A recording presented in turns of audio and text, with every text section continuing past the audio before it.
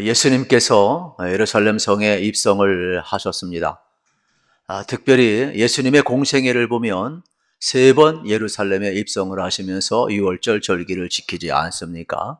성격이 각각 다 다릅니다. 첫 번째는 예수님께서 제사장으로 예루살렘 성에 입성을 하십니다. 두 번째는 선지자의 성격을 가지고 예루살렘 성에 입성을 하십니다. 그래서 내 집은 만민이 기도하는 집이라 선포하시고 성전을 정결케 하셨습니다. 그리고 세 번째는 왕으로서 예수님이 예루살렘 성에 입성을 하시는 것입니다. 오늘 본문, 오늘 종려주일의 본문이 왕으로서 입성하신 예수님의 모습을 우리는 보게 되는 것입니다. 많은 무리들이 예수님이 예루살렘 성에 입성하실 때 호산나 호산나 외쳤던 것을 우리는 기억을 하게 되는 것입니다. 예수님의 전생애가 어쩌면은 오늘을 기점으로 해서 금요일까지 십자가와 연결되어 있고, 이 마지막 한 주간이 예수님의 공생에 차지하는 비율이 너무나도 많고 중요함을 발견하게 되는 것입니다. 특별히 예수님이 예루살렘 성에 입성하신 것은 유월절 절기에 맞추어서 입성을 하셨습니다. 이것은 예수님이 유월절 어린 양이 되기 위해서 그렇습니다. 특별히 유월절은 이스라엘 백성들이 애굽에서 나온 해방 기념일이 되겠습니다. 그러다 보니까 절기를 지키기 위해서 몰려온 수많은 사람들은 무슨 기대가 있느냐 하면 찬란한 과거의 역사를 기억을 합니다.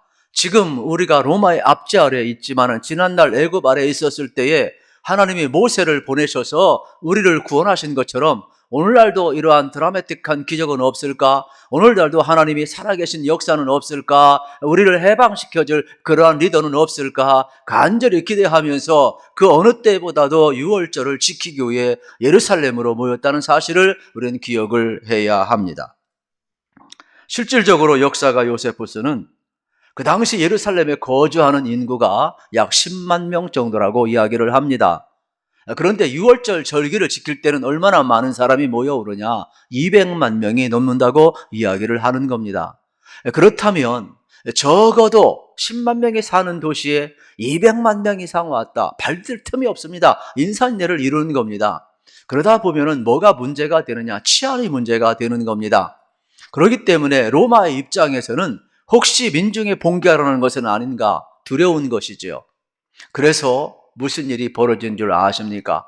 평상시에는 가이사라 빌립보 지방에 여러분 로마 군인이 주둔하고 있고 총독이 거기에서 행정적인 통치를 하고 있습니다. 그런데 절기 때는 총독도 어떻게 합니까? 바로 예루살렘에 주둔을 합니다. 그리고 전 로마 군인 비상을 걸게 됩니다. 왜냐하면 자칫 잘못해서 질서가 깨지고 민정봉기가 일어나면 총독 모가지가 달아나는 겁니다. 그리고 얼마나 여러분 긴장을 많이 했겠습니까? 지금 이 귀한 시간은 로마만 긴장하는 시간이 아닙니다. 실질적으로 디아스포라 떠는 모든 유대인들이 예루살렘에 오다 보니까 전 세계가 집중하고 있는 그러한 시간이 되겠습니다. 오늘 우리의 시선도 바로 예루살렘을 향하고 있는 것과 같은 것이 되겠습니다.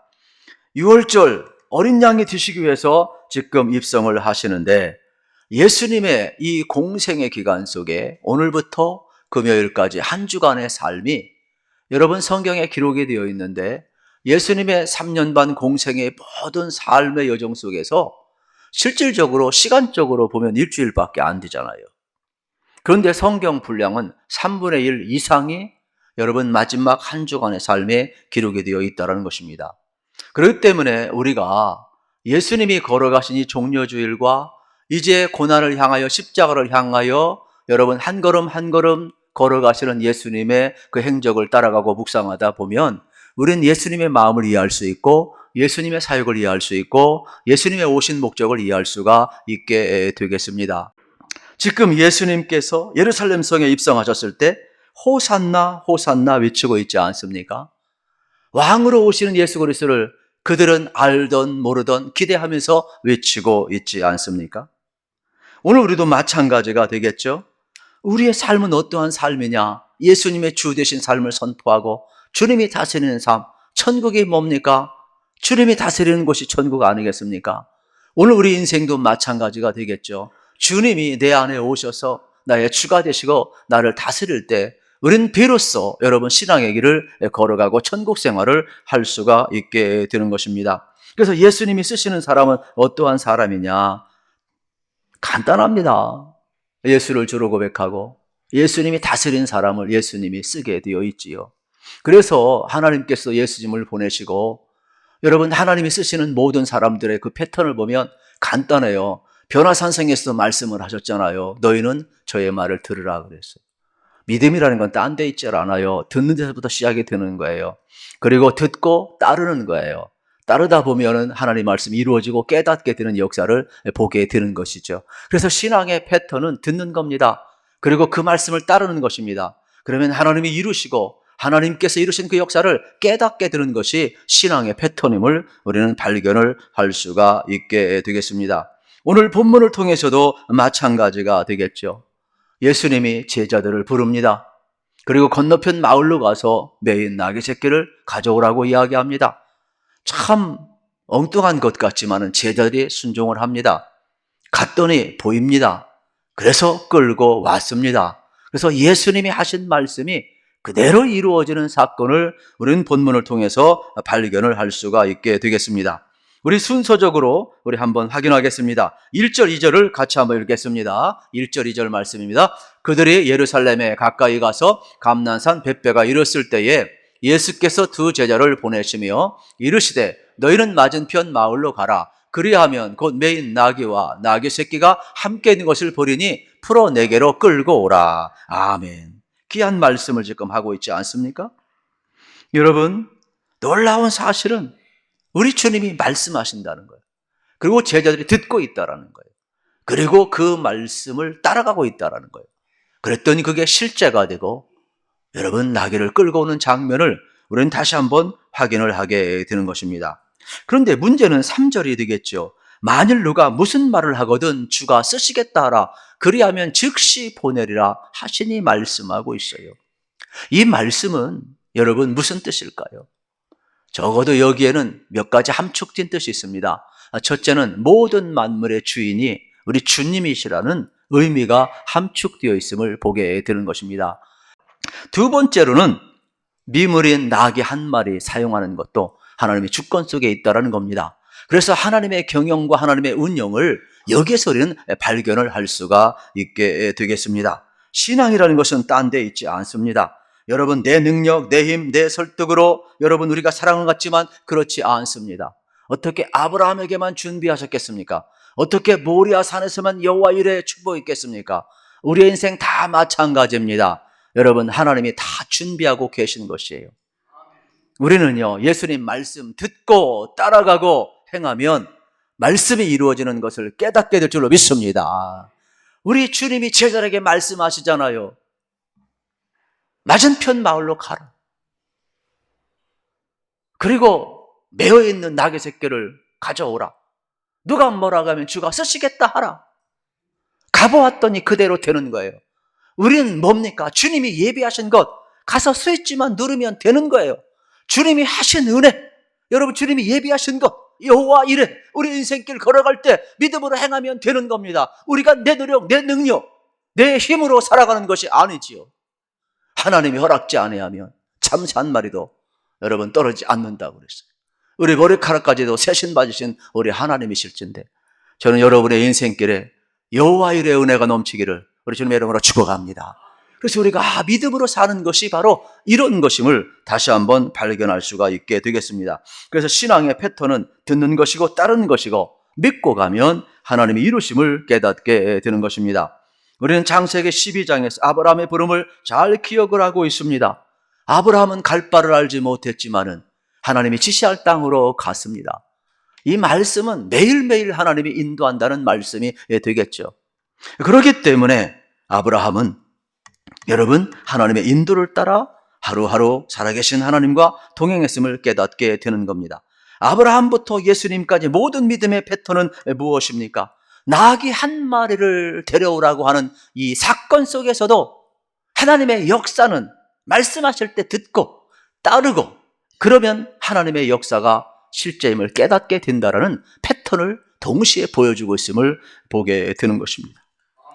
그러므로 예수님께서는 이렇게 하나님의 말씀을 들으면 반드시 말씀이 성취된다는 것을 우리에게 가르쳐주고 있습니다.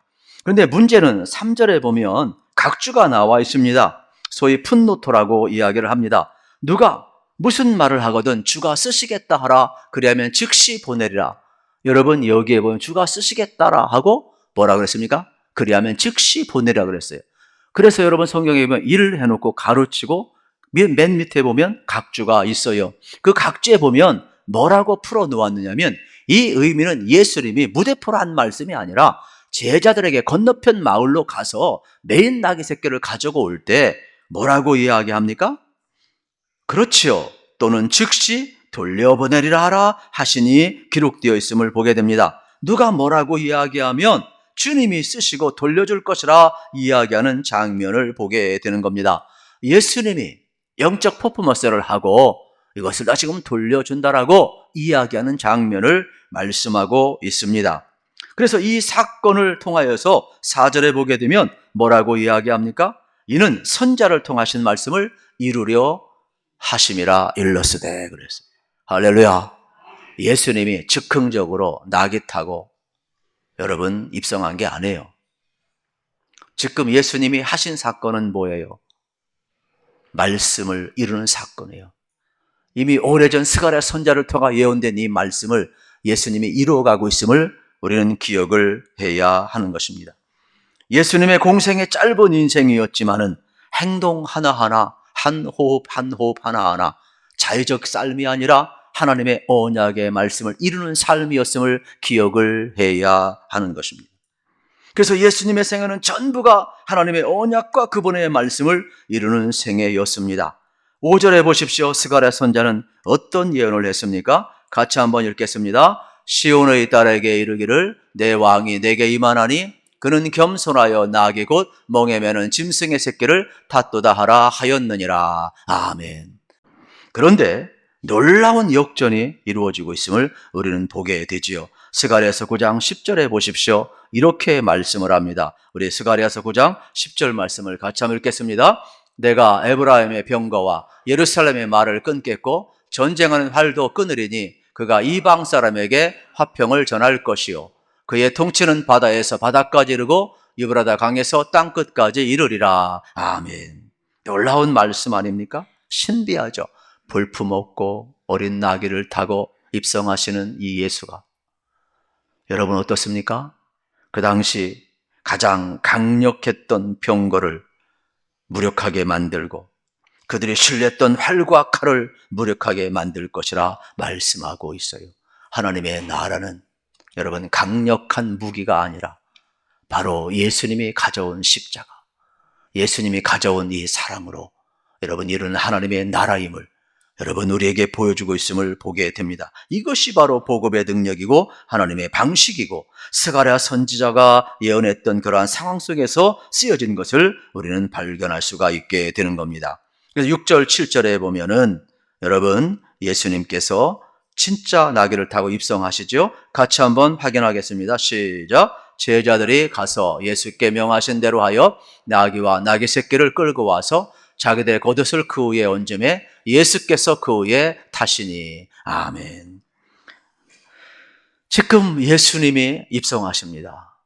200만 명 이상이 예루살렘에 모였습니다. 누가 긴장을 하겠습니까? 로마가 긴장합니다. 누가 가장 긴장할까요? 총독이 가장 긴장을 합니다. 실질적으로 그 당시 빌라도는 총독이 아닙니다.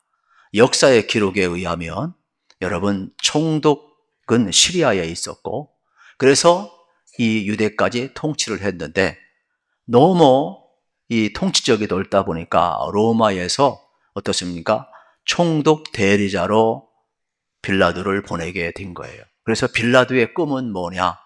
내가 유대 나라를 잘 다스려서 가이사라 황제에게 마음이 들어가지고 이제는 대리가 아니라 진짜 총독으로 임명되기를 원했던 것이 빌라도가 되겠습니다.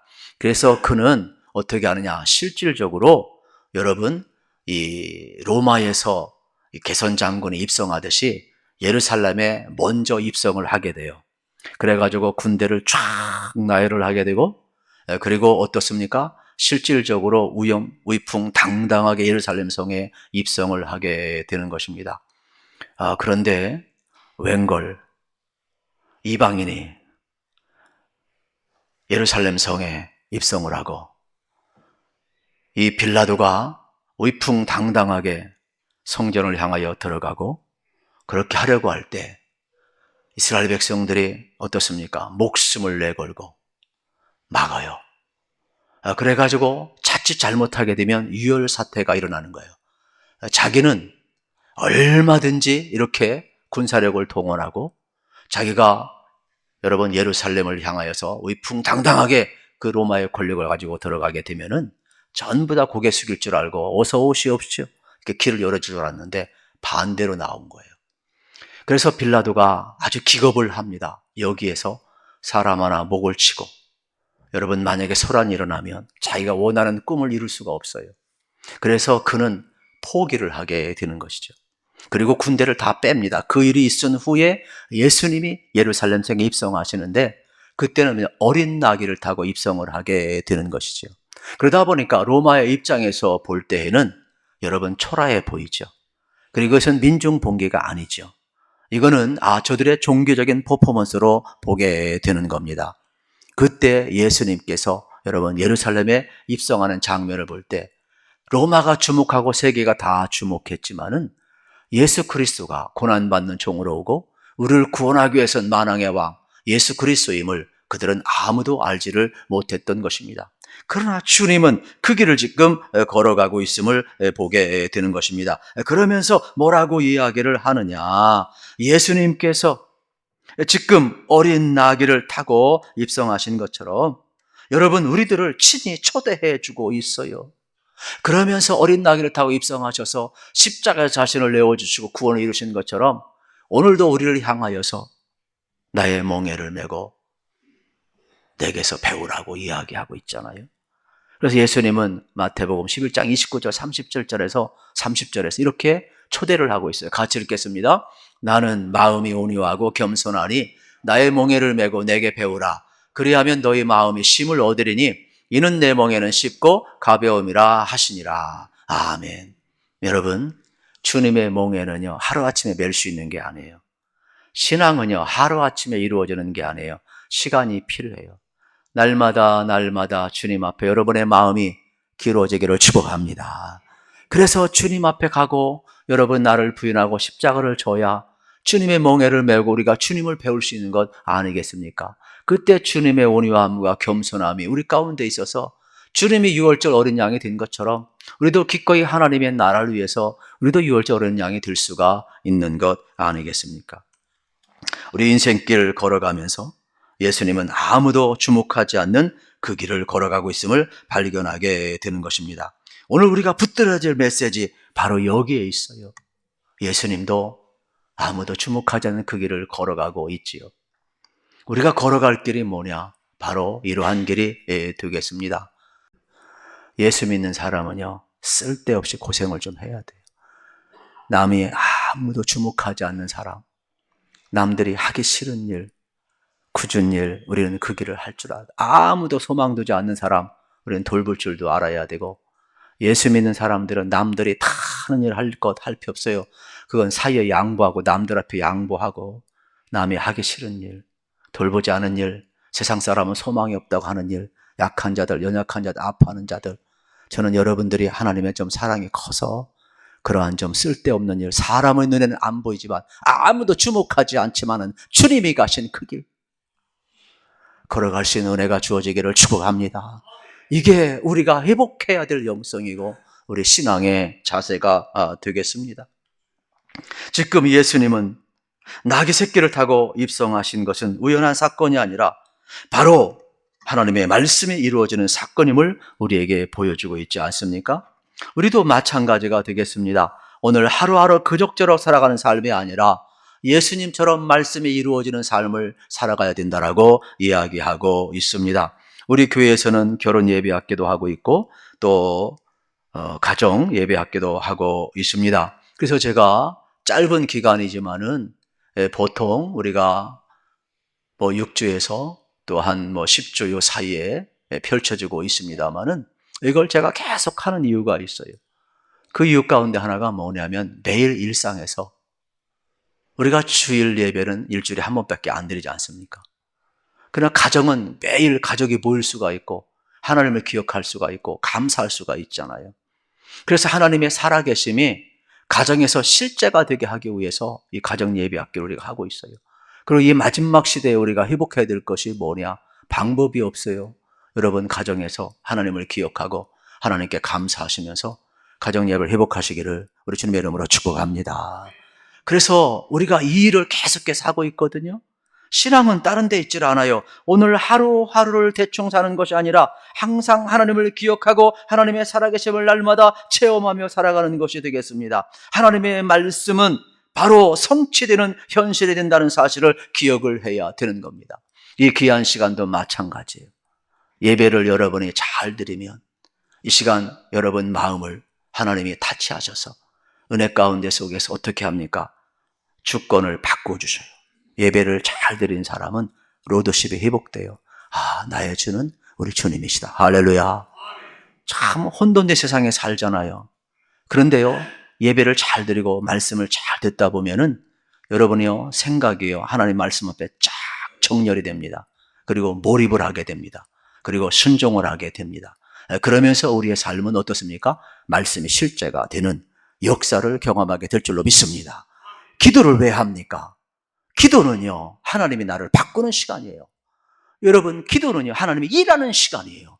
그래서 기도하는 사람을 보면 내가 바뀌는 것 뭐예요? 위로부터 하나님이 지금 일하고 있는 사건이에요. 그래서 여러분, 어떤 경우에도 기도를 중단하지 마시고 여러분 하나님의 살아계심이 여러분 속에 언제나 체험되기를 우리 주님의 이름으로 축복합니다. 그래서 하나님이 쓰시는 사람은 하나님의 말씀을 듣고 따르면 여러분 나중에 깨닫게 되는 역사가 일어나는 그 사람을 하나님은 쓰고 있다는 것을 기억을 해야 되겠습니다. 그런데 참 독특한 것은 종려나무 가지만 얹는 것이 아니죠. 제자들도 겉옷을 벗어서 나귀 위에 안장을 만들죠. 그리고 많은 무리들이 자기 겉옷을 벗어서 어떻습니까? 길가에 펼치죠. 그런데 그 당시 유대인들은 가난했습니다. 겉옷은 단순한 겉옷이 아니라 전 재산입니다. 이것은 뭘 의미합니까? 헌신을 의미하는 것이 되겠죠. 지금 수많은 무리들이 호산나 호산나 하고 있어요. 호산나의 뜻은 우리를 구원하소서 뜻이 되겠죠. 그러니까 적어도 많은 무리들은 예수를 구원자로 지금 외치고 있는 장면을 보게 되는 것이죠. 그런데 더 중요한 것은 뭐냐? 이 호산나의 뜻은 뭐냐? 왕의 승리라는 뜻이 있는 겁니다. 사람의 눈에는 어린 나귀 새끼를 타고 왔지만은 하나님은 예수 그리스도를 만왕의 왕으로 보내시고 십자가를 통하여 우리를 구원하실 뿐만 아니라 예수 그리스도 안에 치유의 승리가 있음을 여러분 지금 선포하는 대관식이 되겠지요. 여러분, 우리를 구원하실 분은 예수 그리스도 한 분뿐임을 믿습니다. 여러분에게 승리를 주실 분도 예수 그리스도 한 분뿐임을 믿습니다. 그래서 여러분이 로드십을 회복하셔서 여러분들이 다시 한번 어떻게 되면 승리의 삶을 살아가야 되겠죠. 오늘도 주님께서 여러분을 쓰시길 원하는데 말씀하실 때 들으십시오. 그 말씀을 따르시길 축복합니다. 그리고 그 말씀을 깨닫게 될 것입니다. 그래서 내가 주의 말씀 순종하였더니 하나님이 이렇게 역사하셨다. 내가 믿음의 길을 걸어갔더니 하나님이 나를 이렇게 쓰셨다. 내가 이 복음을 듣지 않았다면, 이 길을 걸어가지 않았다면 나는 오늘의 나는 있을 수 없을 것이다. 깨닫는 그날이 오게 될 것입니다. 그래서 여러분이 깨닫게 되셔서 주님 앞에 쓰임받는 귀한 은혜가 주어지기를 축복합니다.